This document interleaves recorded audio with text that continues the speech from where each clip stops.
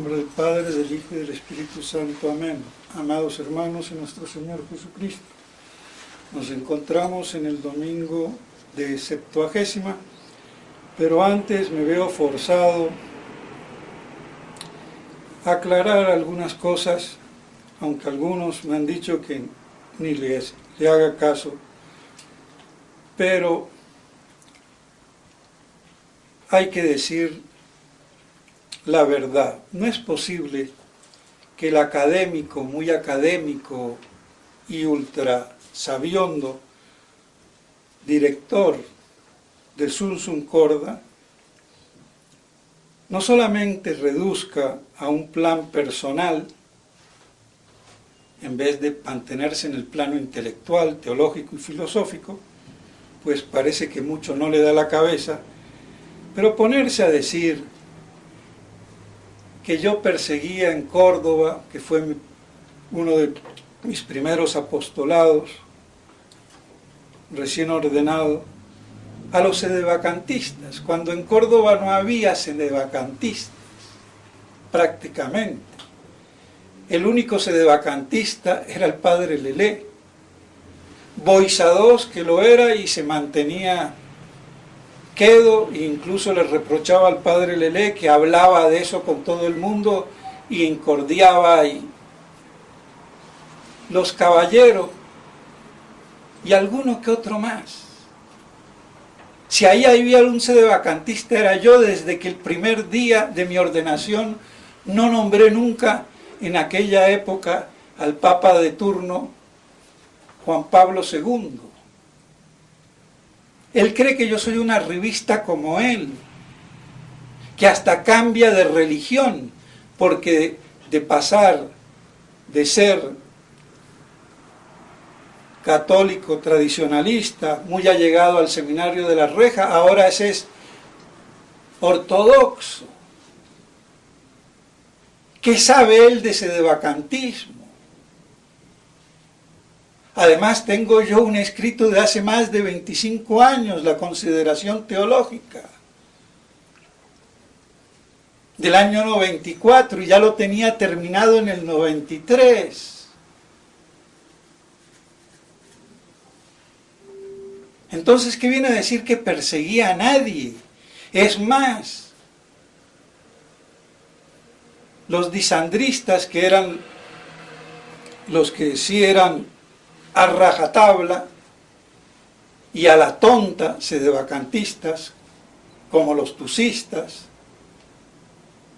a la gran mayoría los atraje a la misa, al priorato. Entonces este está hablando sin saber, y si se la da de académico y si le cree a alguna loquita como Olga Moreno, que ni tampoco ella era sedevacantista en la época, muy amiga de que era la cuñada de Boisadós, y muy amiga de el ingeniero Gorostiaga, que tampoco era sedevacantista. Entonces, ¿qué vienen a hablar?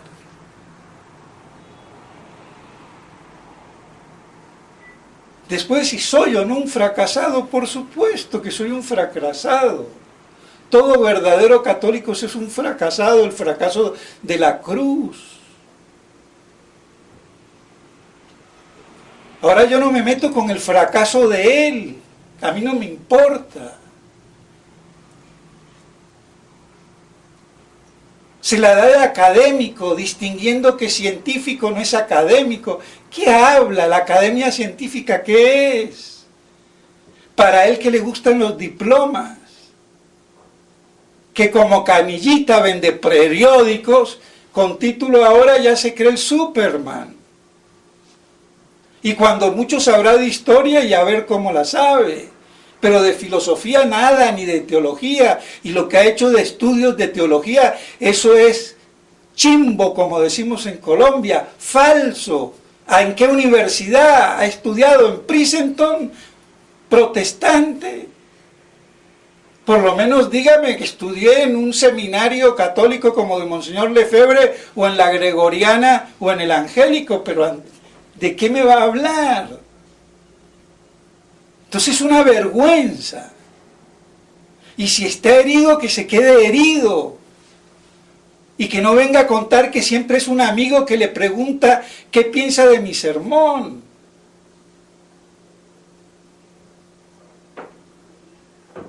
Él cree que yo estoy al nivel de él, lo he demostrado.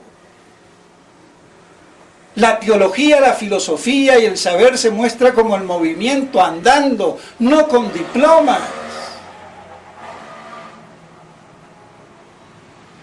Además, ningún teólogo con doctorado se me enfrenta, ni de aquí los de la Javeriana, la Universidad Jesuítica, ni en Roma, en el Angélico.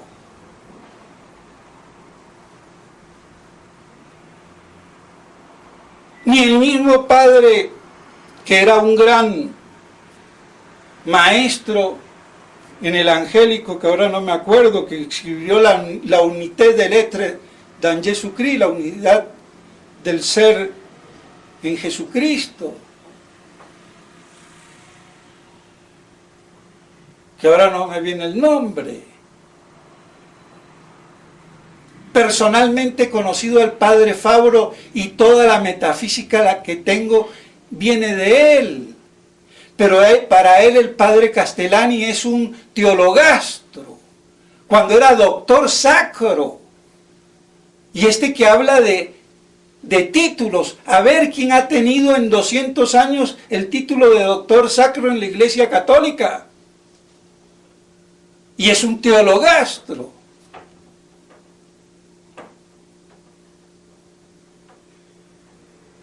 Entonces que se sitúe en el plano teológico y que debata si quiere, pero que no se ponga a derivar en su incompetencia a una cuestión personal, de rameras de prostíbulo, que una le dice a la otra, tú eres más pu que tú.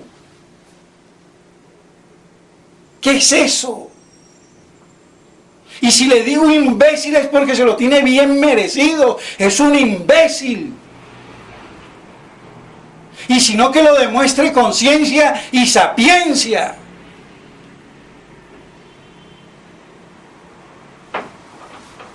¿Qué habla? Es vergonzoso. Además de ese sedevacantismo, nadie me da cátedra. Porque todos los demás sedevacantistas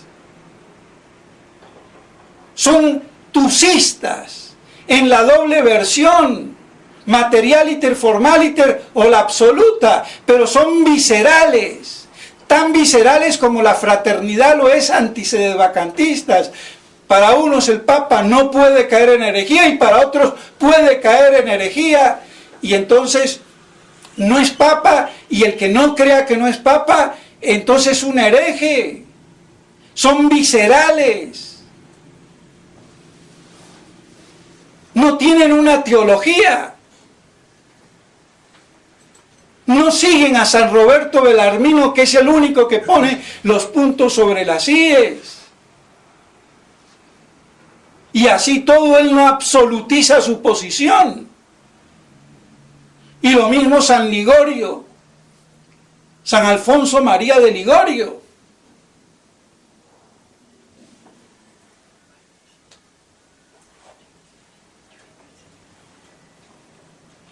Entonces, ¿qué?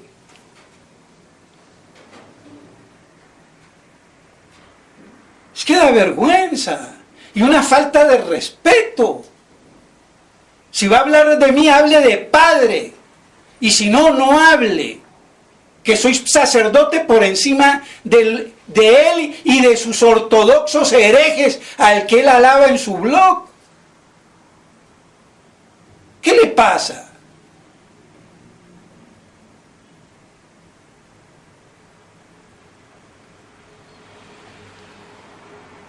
Pues esta alimaña, rata de alcantarilla, ya hay que dejarla quieta. Y si quiere debatir sobre el milenarismo, que él le tiene tirria, debatimos.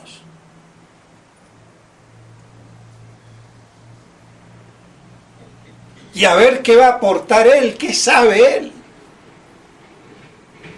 La lamento tener que hacerlo. Pero es que también dicen que el que calla otorga. Ahora, si él sigue degradando, en lo privado ya no le voy a contestar por ser rata de alcantarilla. Y si no quiere que le diga rata de alcantarilla, demuestra tu saber y primero deja de ser un hereje cismático con los ortodoxos.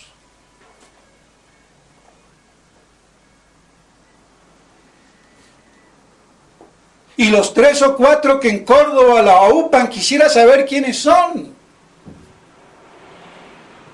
Porque no son fieles de la primera hora, que ya casi muchos están muertos. Y si vinieron después fueron advenedizos. ¿Qué van a hablar? Y si son del círculo del padre Espina, que lo conocí en La Pampa cuando tenía 12 o 13 años matando pajaritos, y que después, ordenado por la línea tucista, lamento, esa línea es dudosa, por no decir espuria.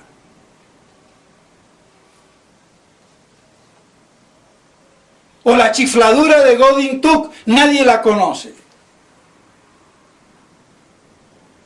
Es que o estaba loco o era un apóstata, un hereje o un cismático. Cuando ordenaba a Raimundo y todo el mundo que se le ponía enfrente aunque fuera veterocatólico. ¿Qué pasa?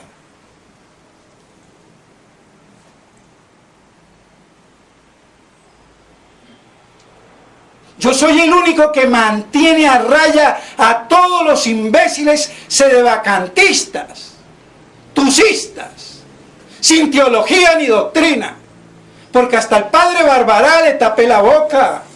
La tesis de Gerard Delory es una estupidez, y se la tira que hay que conocer metafísica que no conocía. ¿Cómo voy a separar yo la materia de la forma?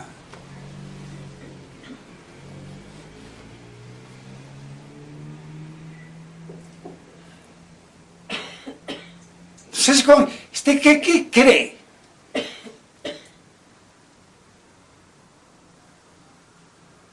Pues bien, paro aquí y ya. Pues bien, nos encontramos en el domingo de Septuagésima, 70 días, de ahí viene Septuagésima, que median más o menos entre hacia la resurrección. ¿Por qué 70? Son 9 semanas que dan 63 días, bueno, 70, el modo de contar de las Escrituras, como los 3 días en la tumba de nuestro Señor, no fue que estuvo 3 días con 3 noches. Y el primer año no se cuenta cuando se termina, sino cuando comienza. Un niño recién nacido tiene 1 año. Y bueno, pero ¿por qué ese número 70? 7. Aquí, pues, hace alusión también a la liberación de los 70 años del pueblo en Babilonia, y también las 7 edades de la humanidad hasta llegar a la eternidad. La primera edad con Adán, después con Noé, después con Abraham, después con David, con el cautiverio de Babilonia, después con la natividad de nuestro Señor, y al último, pues, el último milenio, cuando nuestro Señor venga. Y después ya será la octava eterna de la eternidad, sea donde fuere. Entonces, por eso esa simbología que hay durante todo este periodo, que con estos primeros 3 domingos de Septuagésima, Sexagésima y Quincuagésima nos vamos adentrando poco a poco ya a la Cuaresma. y así prepararnos para la pasión y muerte de nuestro Señor y después la resurrección gloriosa. Entonces simboliza eso, el tiempo de la liberación tanto del pueblo judío de Babilonia como de la humanidad peregrinando en esta tierra. Y el Padre, y por eso los ornamentos morados, la penitencia, que ya se va induciendo, presagiando, señalando, para que no nos coja desprevenido la Cuaresma y sobre todo antiguamente los ayunos muchísimo más rigurosos que los que nosotros ahora tenemos, por nuestra propia debilidad, inconsistencia y el jaquetreo del mundo moderno.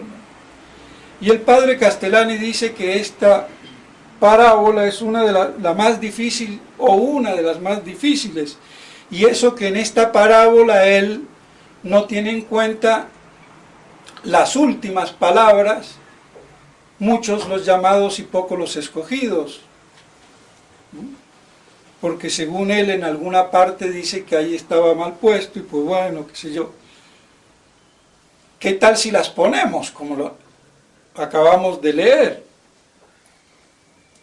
Pues bien, entonces más grande el problema. Pero bien, un denario para todos, sin injusticia ninguna, porque es evidente que yo le puedo dar al que trabajó menos lo mismo que el que trabajó más, si no le quito al que trabajó más para darle al que trabajó menos. Porque unos entraron de plena mañana, otros a las 9 de la mañana, tercia, otros a mediodía, sexta, otros a nona, 3 de la tarde y a la 11ª, o sea a las 5 de la tarde, y el día terminaba a las 6, trabajaron 1 hora. Pero es evidente, por un lado, que si uno se encuadra dentro del contexto en que estas palabras han sido dichas en esta parábola y en 2 lugares más, en San Mateo, por ejemplo,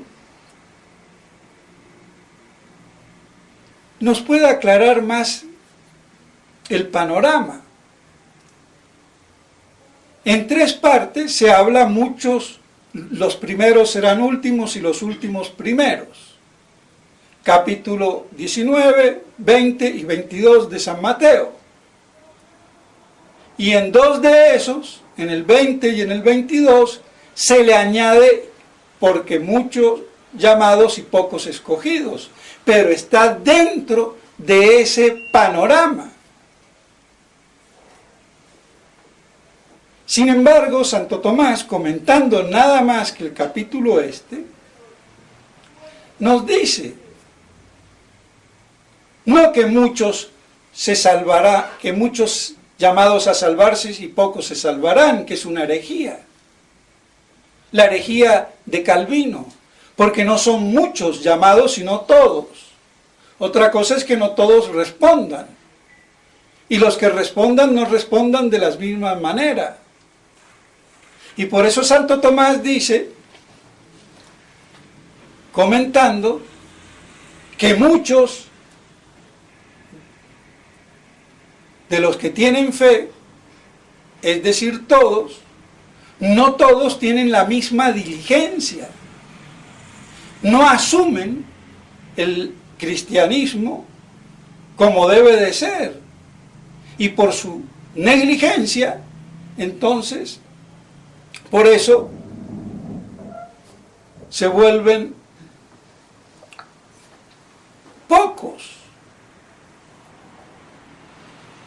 Pero hay una cosa que nos debe de quedar clara, que esta igualación de un denario con la vida eterna no tiene ningún problema.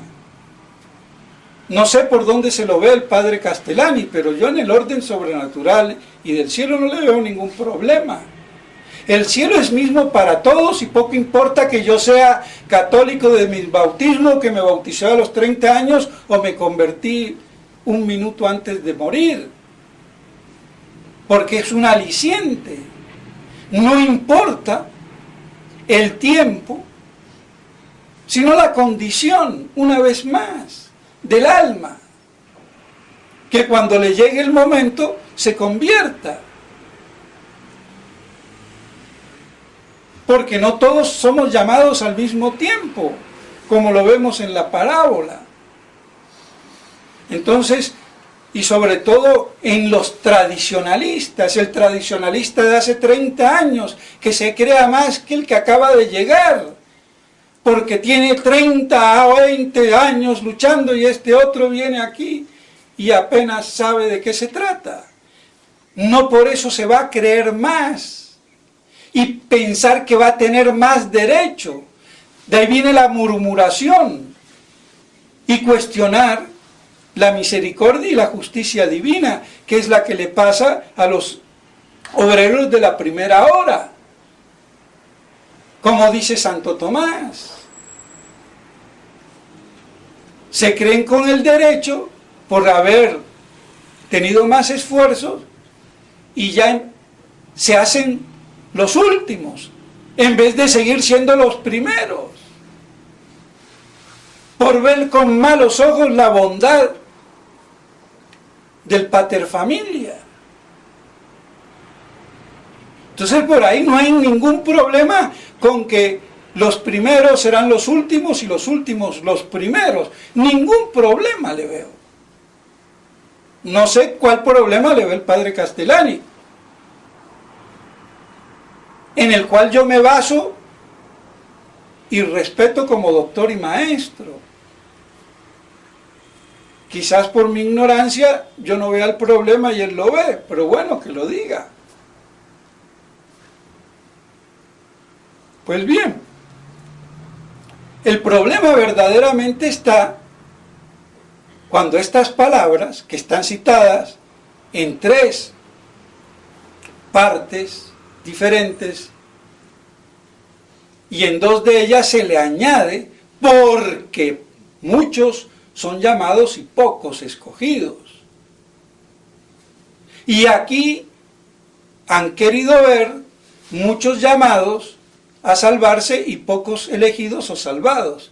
Y no se dan cuenta que terminológica y conceptualmente está mal, porque muchos no son todos. Entonces tiene razón Calvino. Dios llama a unos para que se salven y llama a otros para que se condenen. O peor, llama a muchos para que se salven, no a todos, y ya está mal, y pocos de esos muchos que llama, pocos se salvan, peor que Calvino, si vamos a enredar la pita y rizar el rizo. Y si no se agranda, no se achica. Entonces, ¿cómo se masca esto?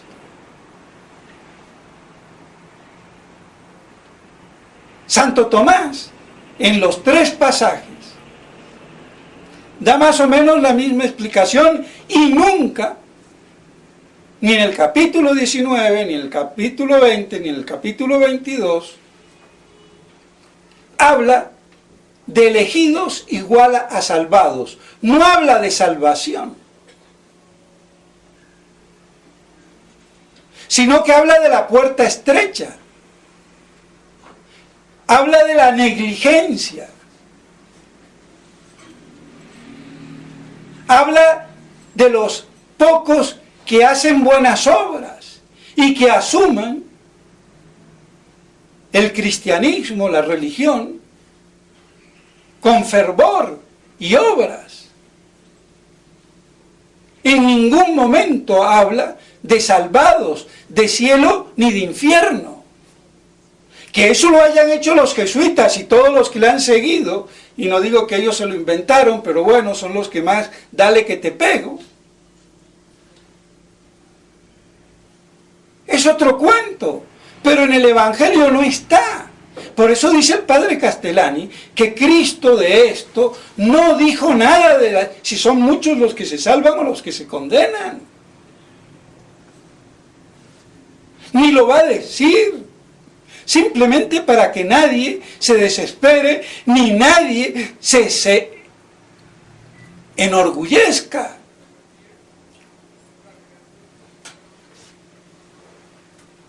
Entonces el problema está mal planteado, mal barajeado. Y un problema mal planteado, la solución nunca será buena. En el planteamiento ya tenemos por lo menos la mitad de la respuesta. Si es que no la llegamos a la respuesta total y global. Pero como hay que meterle miedo a la gente para que no peque, no, señor. Tú eres libre y tienes un alma inmortal. Decide tu destino. Punto. No tienes por qué meter miedo.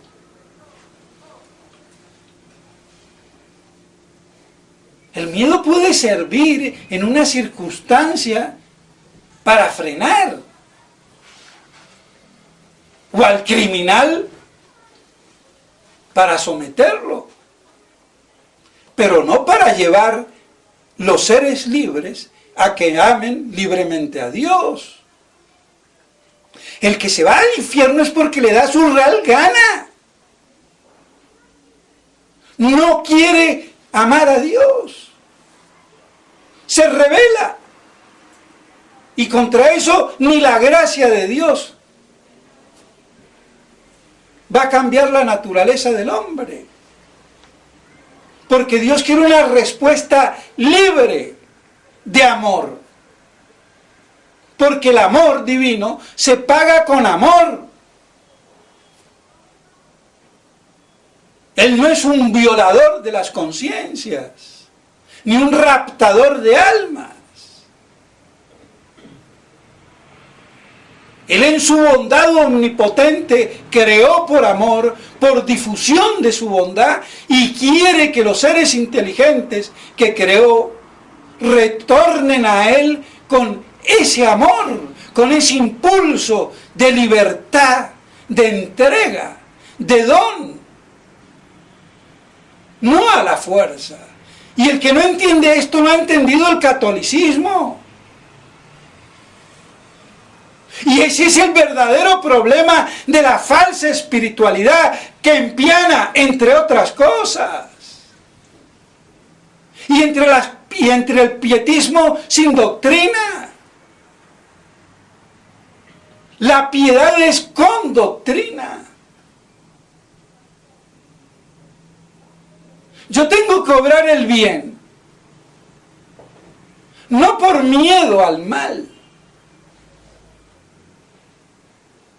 sino por amor al bien.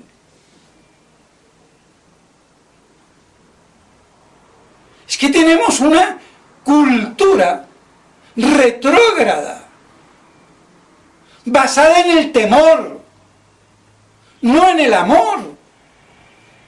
Ama y haz lo que quieras, porque si amas no puedes sino hacer el bien, no podrás hacer el mal.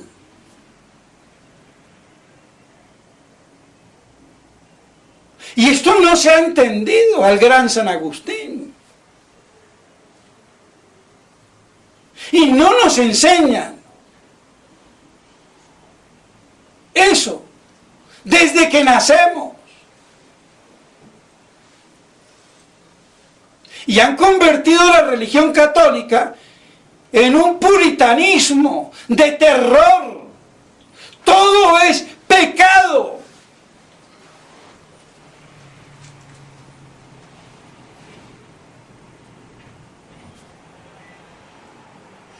Es terrible.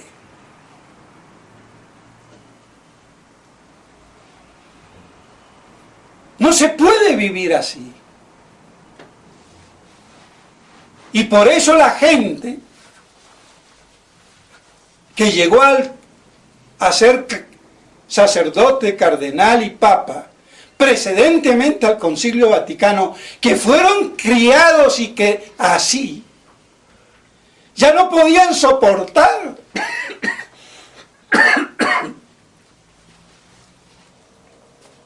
era un fariseísmo puro, un puritanismo puro y duro.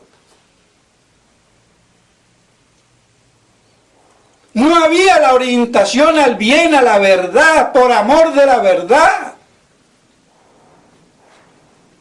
Y cuando buscaban la verdad era utilitariamente para hacer negocio, como los monjes, o por alguna utilidad, pero nadie por contemplar y amar la verdad.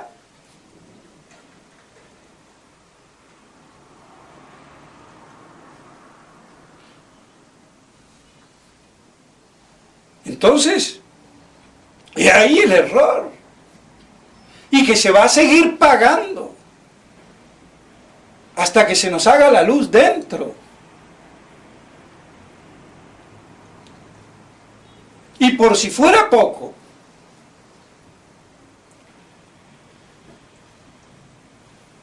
en uno de esos 3 pasajes, en el de San Mateo 19, cuando nuestro Señor está hablando del premio a los que le siguen, y que termina diciendo, porque los primeros serán los últimos y los últimos los primeros, pero sin decir muchos los llamados y pocos los escogidos. Ahí nomás, el mismo Evangelio, 2 versículos antes, me está hablando del día de la regeneración. Cuando Cristo venga a juzgar y ponga a los apóstoles a juzgar las 12 tribus de Israel. Y termina diciendo, los primeros últimos y los últimos primeros. Y no hay nada de muchos salvados y pocos escogidos, o muchos llamados y pocos escogidos. Está hablando de la regeneración.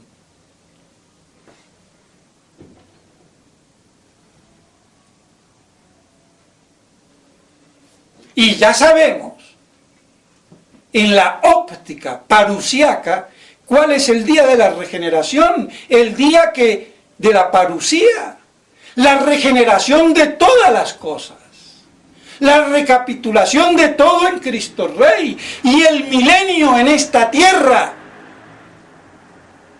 ¡Ah, milenarismo! Ahí está el problema. Por eso no entienden ni quieren entender. Y prefieren decir, los últimos los primeros, y muchos llamados y pocos se salvan. Pero están peor que Lutero y Calvino. Yo lo lamento. Pero si hasta el mismo San Juan Crisóstomo lo dice y lo pone en la nota a este pasaje del que vengo hablando, capítulo 19, que es el día del juicio. Pero del juicio que comienza con la parusía, que es un juicio de vivos y de muertos.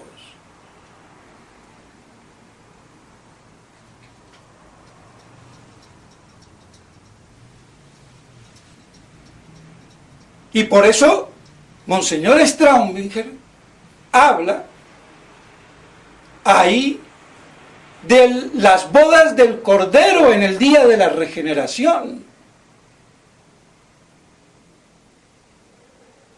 ¿Y qué son las bodas del Cordero?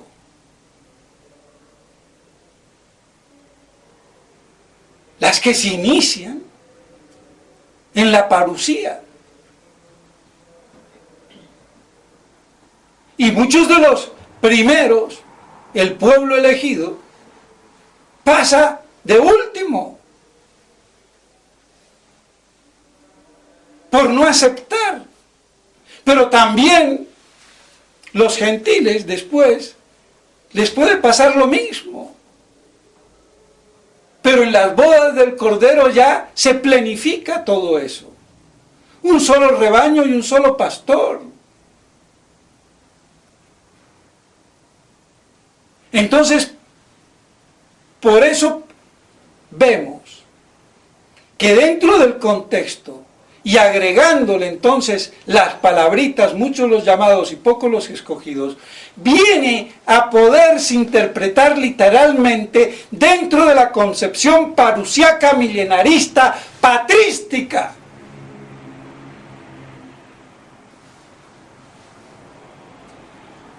Si hablamos de vivos,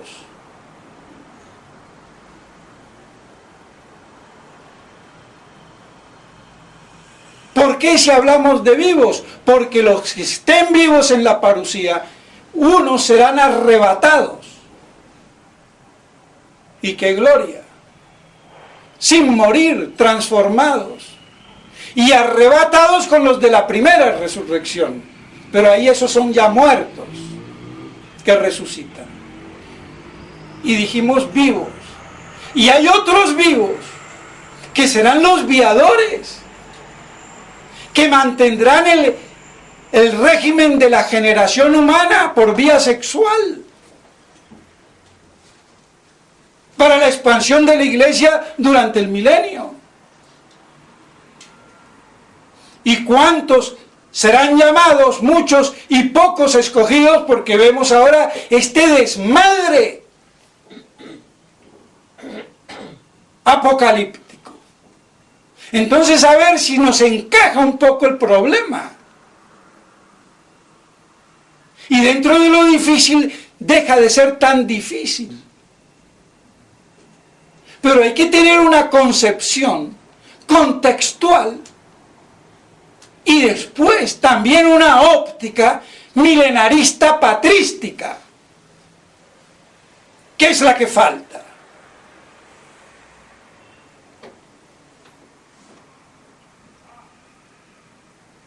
Para ver los cráteres de la luna necesito una lente, un telescopio, aunque la luna la puedo ver a simple vista.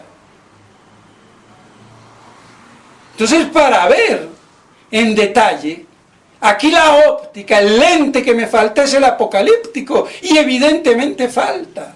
Y el padre Castellani lo tenía, pero no llegó a la misma conclusión. Y eso es que es doctor sacro.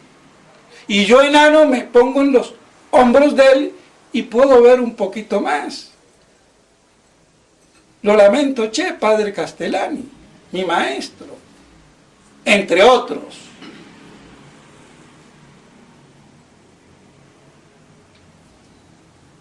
Pero las cosas como son. Entonces vemos cuán rica es la cuestión. Pero Santo Tomás no se mete en ella. Y la analiza así, sin hablar de cielo ni de infierno, ni de condenados ni de salvados, sino, como ya dije, de negligencia, de buenas obras, la vía angosta. Y ahí frena. O sea que aún sin la óptica milenarista, que yo le vengo a añadir como un zoom, un plus, para que algunos académicos sum surcordis entiendan,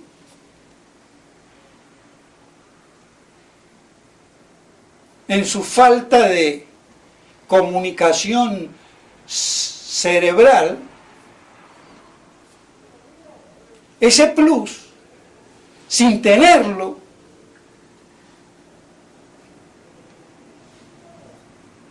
como lo hace Santo Tomás, no habla de salvados ni de condenados. Y eso es lo que debe de quedar claro. Y si le meto el plus, el zoom, vean la maravilla que tenemos. Tenemos la explicación armónica y concorde. Y literal. Hablando de vivos.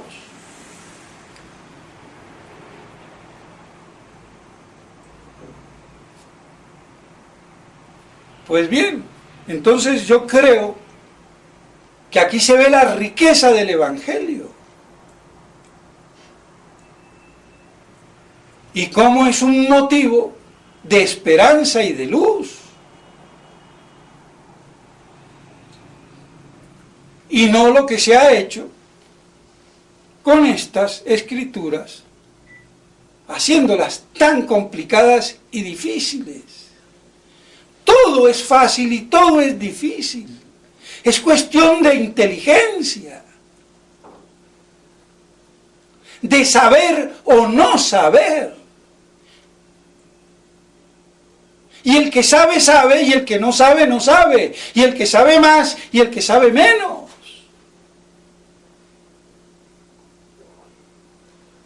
Y el que sabe menos, que aprenda del que sabe más. Y ese del que sabe más. Y todos aprender de Dios, que es la sabiduría por esencia. Y no manipular el saber para dominar, para gobernar, para subyugar, para exprimir y menos oprimir a la gente,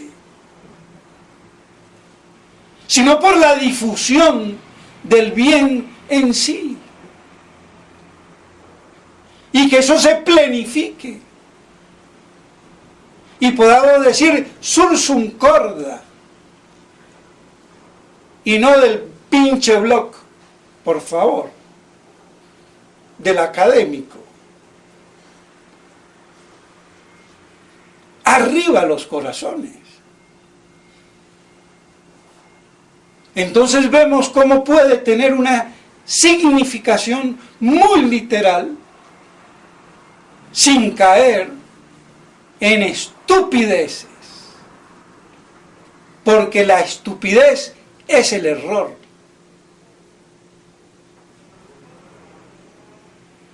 Y el ignorante, cuando no quiere aprender y quiere ser ignorante, ignorancia supina, por propia determinación y libre arbitrio. Por eso todos estamos en función de saber, de aprender, de la realidad de las cosas y de los maestros y de los pocos sabios que en el mundo han sido. Como decía Fray Luis de León, porque sabios verdaderamente hay pocos.